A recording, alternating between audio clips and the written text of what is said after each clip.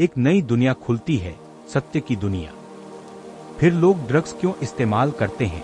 क्योंकि वे भी मन से परे एक झलक देते हैं। फिर क्या फर्क है? ड्रग्स जबरदस्ती करते हैं, ध्यान अनुमति देता है। कौन सही है? ध्यान यह स्वाभाविक, सुरक्षित, वास्तविक है। क्या ध्यान ड्रग्स की इच्छा कम करेगा? हाँ, जब तुम उच्च जानते हो तो निम्न छूट जाता है।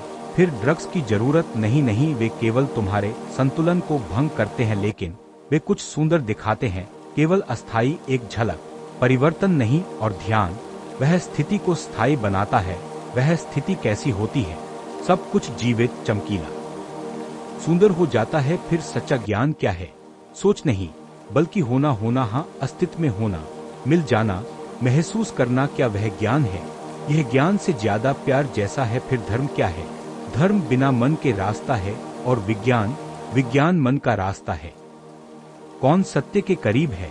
धर्म सीधे जाता है, विज्ञान चक्कर लगाता है। फिर मुझे क्या चुनना चाहिए?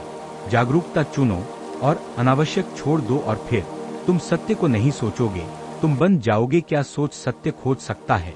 सोच केवल पहले से ज्ञात को दोहरा सकता है। फिर वह कुछ नया खोज नहीं सकता, वह केवल पुराने को पुनः व्यवस्थित कर सकता है।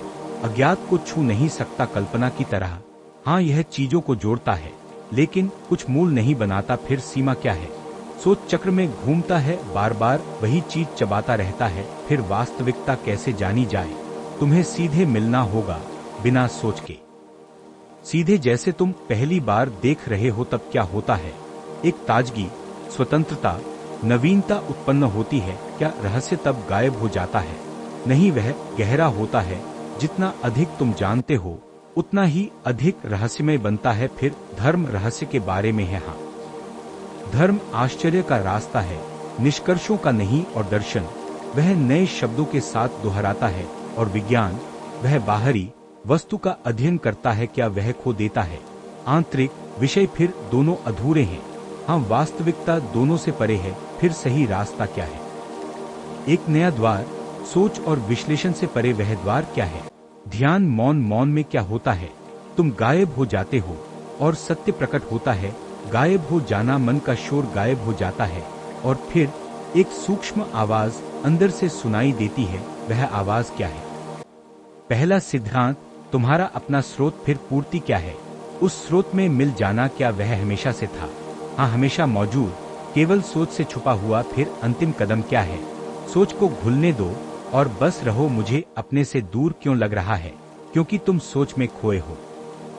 सोच मुझे दूर ले जाती है। हाँ, सोच एक पुल है, अपने से दूर। फिर बिना सोच के मैं कहाँ हूँ? यहाँ, अभी, केवल यहाँ और अभी। वही एकमात्र वास्तविकता है। फिर मैं इसे क्यों खो देता हूँ? क्योंकि सोच तुम्हें अतीत और भविष्य में ले जाती है, और बिना सोच के तुम वर्तमान में बने रहते हो और सत्य प्रकट होता है। तो क्या बिना सोच के नींद जैसी है? नहीं, नींद अचेतन है, ध्यान जागरूक है। फर्क क्या है? नींद में न सोच न जागरूकता, ध्यान में न सोच लेकिन पूर्ण जागरूकता। क्या मन की अलग अलग अवस्थाएं हैं?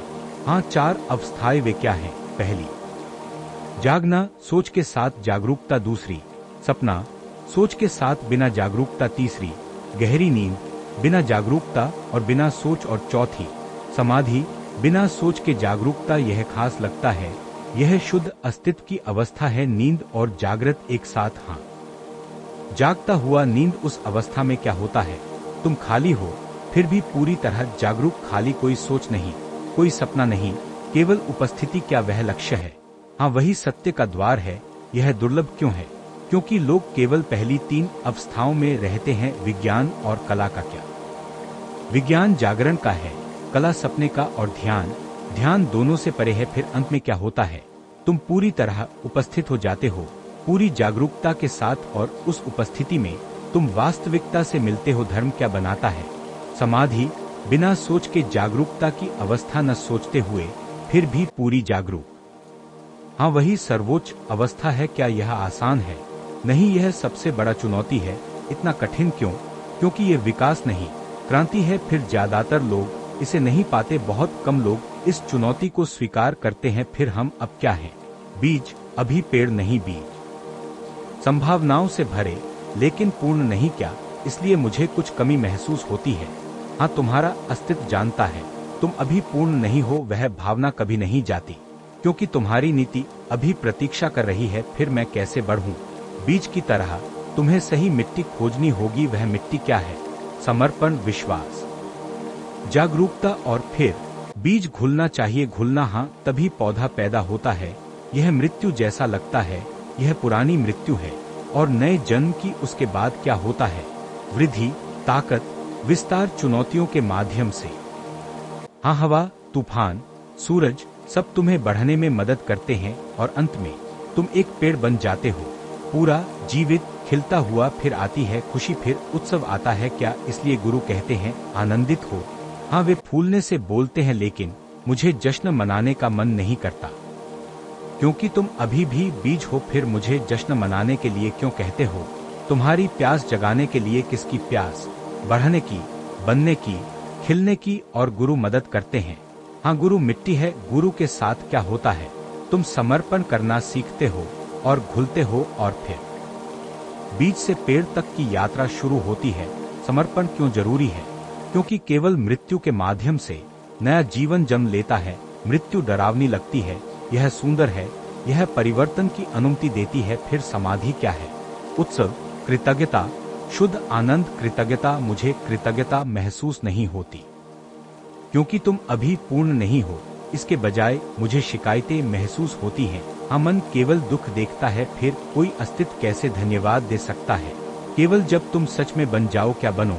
तुम्हारी पूरी क्षमता, तुम्हारा सच्चा अस्तित्व और रास्ता। मौन, समर्पण, जागरूकता। मौन क्यों इतना कठिन है? क्योंकि मन बेचैन है, यहाँ तक कि जब मैं मौन रहने की कोशिश करता हूँ, अहंकार सूक्ष्म तरीकों से प्रवेश करता है। जैसे क्या?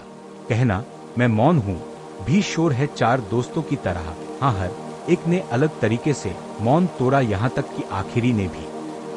उसका गर्व भी एक बाधा था। फिर सच्चा मौन मतलब न सोच, न अहंकार, न दावा। 7 दिन का मौन क्यों? यह प्रतीकात्मक है। किसका प्रतीक?